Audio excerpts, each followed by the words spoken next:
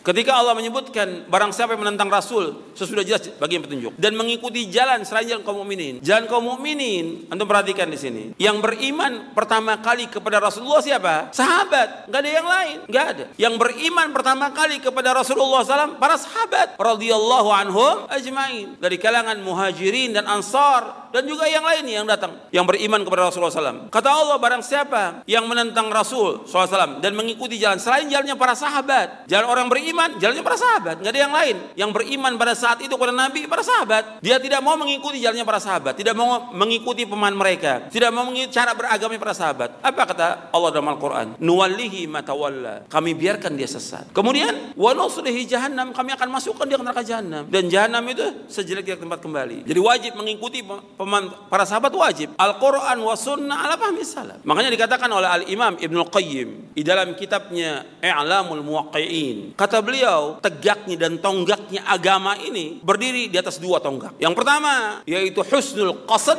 yang kedua sihhatul fahm. Kata Al-Imam Ibnu Qayyim dalam kitabnya I'lamul Muwaqqi'in, kata beliau rahimahullah, bahwa tonggak agama ini ditegakkan di atas dua. Pertama yaitu husnul qasad, yang kedua sihhatul fahm. Yang pertama yaitu husnul qasad, artinya kita beragama wajib ikhlas karena Allah. Tanpa keikhlasan gak ada manfaat semuanya. Kita nuntut ilmu harus ikhlas, kita mengajar harus ikhlas, kita sedekah harus ikhlas, kita melakukan apa saja semuanya harus ikhlas karena Allah. Tanpa keikhlasan gak akan diterima. Karena itulah agama, tegaknya agama dengan ikhlas. Itu yang pertama. Kalau nggak ada ikhlas nggak akan diterima. Karena amal tergantung dari keikhlasan. Innamal a'malu binniyat wa innamal likulli imri'in ma nawa. Amal-amal tergantung daripada niatnya, dan seorang akan dapat tergantung dari apa? Niatnya. Sekarang umpamanya dia ngaji ke tempat ini, niatnya apa? Ada yang niatnya main, ada yang niatnya jalan-jalan, ada yang niatnya mau tamasya, ada yang niatnya mau makan-makan. Niatnya tergantung niatnya. Mau apa dia datang ke tempat ini? Kalau dia niatnya untuk ilmu, maka dia akan dapat ganjaran. Ikhlas karena Allah dalam beramal apa saja, semua dasarnya ikhlas. Wa ma umiru illa liya'budullaha mukhlishina lahuddin. Tidaklah mereka diperintah untuk beragama dengan ikhlas semata karena Allah. Itu yang pertama. Yang kedua, sihhatul faham, pemahamannya harus benar.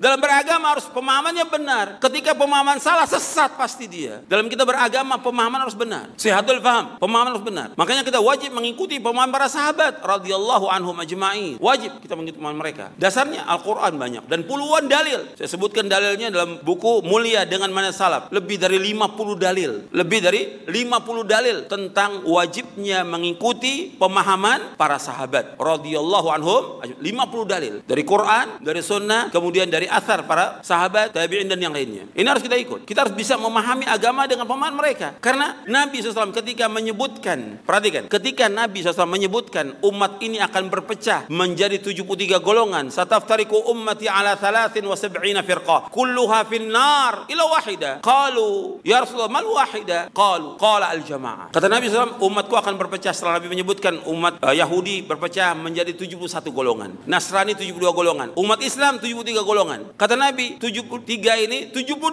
masuk neraka, 1 masuk surga. Yang masuk surga ini kepada siapa ya Rasulullah? Al-jamaah. Maksudnya al-jamaah dijelaskan dalam hadis yang lain. Ini hadis sahih riwayat Imam Ahmad, Abu Daud, At-Tirmidzi dan yang lainnya. Dalam hadis yang lain yang diriwayatkan oleh Imam Hakim dan juga At-Tirmidzi dari sahabat Abdullah bin Amr bin As, disebutkan satu yang selamat itu ma ana alaihil yauma wa ashabi, yaitu orang yang mengikuti aku dan para sahabatku. Dia akan selamat kalau mengikuti Rasulullah dan para sahabatnya. Ini jelas nasnya, dalilnya jelas, riwayatnya jelas. Maka jalan selamat, kita semua ingin selamat dan kita semua ingin masuk surga. Ikuti jalan para sahabat. Mudah tidak sulit. Mengikuti pemahaman para sahabat mudah, dalilnya ada, semua ada. Tinggal kita ikut. Nggak ada yang sulit dalam kita beragama, tidak ada yang sulit. Semua dalam kita beragama, dalam kita berakidah, dalam kita bertauhid, dalam kita beribadah kepada Allah, semuanya mudah. Nggak ada satupun dalam agama yang sulit, tidak ada sama sekali. Kata Nabi SAW, inna hadzal dina yusrun, agama Islam ini mudah, nggak ada yang sulit. Itu harus kita ingat itu. Ini pemahaman tentang sahabat ini yang wajib kita ikuti, mudah. Dan ini jalan menuju surga. Makanya ketika orang, kenapa kita terus mengingatkan orang mengikuti Quran wa sunnah al-fahmi salaf? Karena Allah mengingatkan demikian dalam Al-Quran. Dan jalan ini hanya satu jalan yang membawa manusia ke surga, nggak ada jalan lain. Allah yang menyebutkan demikian dalam Al-Quran. Satu jalan yang membawa manusia ke surga, satu jalan, nggak ada dua,